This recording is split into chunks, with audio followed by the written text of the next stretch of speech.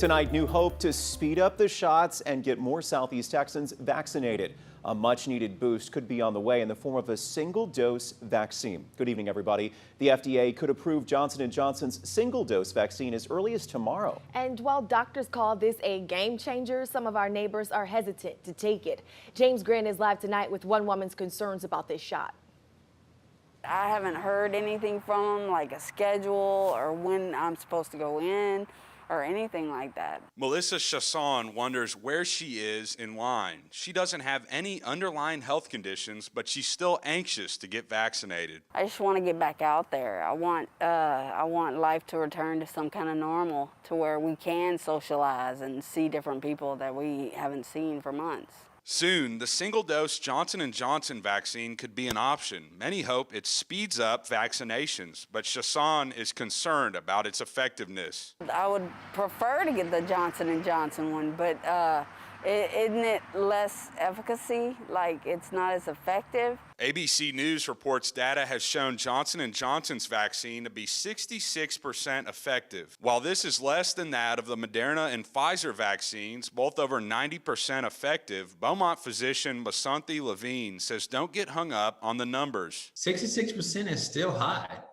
Our current flu vaccines normally hover around 45–50% in terms of preventing infection or preventing serious illness. So 66% is still high. The Johnson & Johnson vaccine can be kept for at least 3 months in normal refrigerators. Dr. Levine says that's significant. It's exciting to know that the Johnson & Johnson is more durable and user-friendly and does open up the possibility of primary care doctors getting the vaccine. The Johnson & Johnson vaccine could help keep hospitalizations low. It's been proven to protect people against severe COVID symptoms. Chasson is still on the fence, but she is ready to be vaccinated regardless of the brand. I'm just anxious to where I can go out without a mask and do things and socialize again.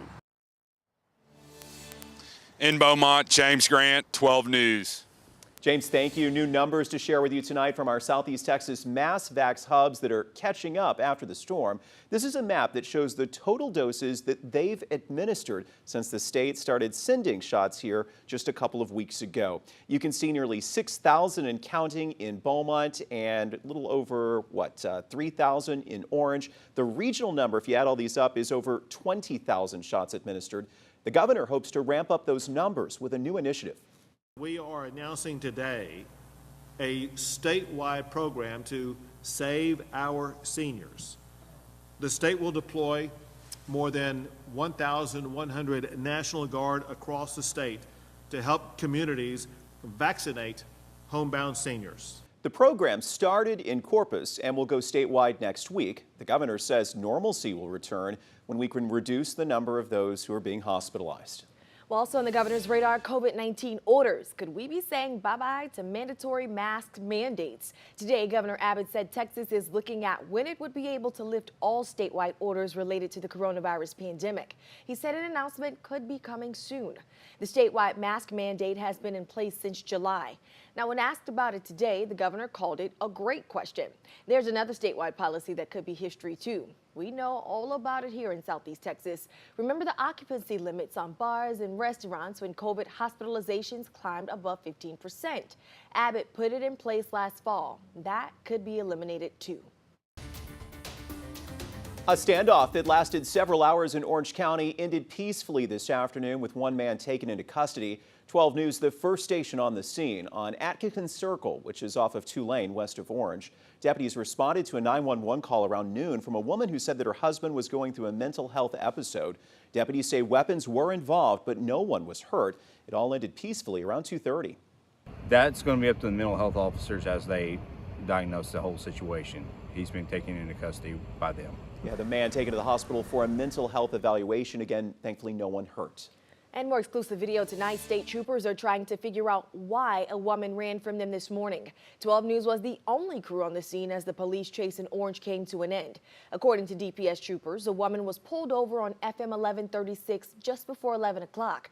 But when the trooper approached the car, she took off. She sped off until reaching the intersection of FM 1442.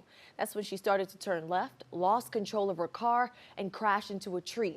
The woman has not been named. New at 6, hearts are heavy around Southeast Texas tonight as many mourn the loss of Marcia Woody Zumo. Family members say she passed away peacefully this past Sunday at her home near Brenham. In 1956, she founded the Marcia Woody Academy of Dance. Zumo later founded the Beaumont Civic Ballet Company, helping to shape so many lives. Her funeral mass will be held tomorrow at St. Anthony's Cathedral Basilica at 11 a.m. We have a detailed obituary on our website, 12newsnow.com. Marcia Woody Zumo was 85 years old. All right, folks, switching gears to some weather. We want to take a live look from our Roofing 911 sky cam, and we have a weather alert from our 12 News storm trackers. You need to get ready for another foggy night. Chief Meteorologist Patrick Vaughn is joining us live. And Patrick, which areas need to really be on alert? Certainly the triangle, and to a lesser extent up in the lakes area, but the fog could reach the lakes area up that way. It's all due to water temperatures in the near shore waters are very chilly because of last week's hard freeze and winter storm. And when you have warm, moist air from the southern Gulf of Mexico moving over that chilled water, that produces the fog. And forecasting modeling shows dense fog developing and spreading northwards as we head towards late tonight and through to the morning hours in southeast Texas. Already a dense fog advisory in the nearshore waters, and the rain's starting to dwindle down a bit, so we're going to adjust our rain chances. Otherwise, temperatures are into the middle to upper 60s now, and we'll fall into the mid 60s this evening. Again, a few sprinkles possible. Otherwise, it's all about the fog coming up as we head towards tomorrow morning and later tonight. More on your forecast coming up on 12 News. Don't talk about hurricanes to me. This was a snow king. Who turned my power off? I want to know who did that. Why is one side Feisty exchanges in Austin today at the Capitol as lawmakers heard from power company executives and the folks who run ERCOT. Millions of Texans were left in the dark last week with no heat, suffering in those below freezing temperatures. Then the water supplies went down, leaving millions without safe drinking water. And the most serious consequence of it all, Jordan, the deaths of dozens of Texans.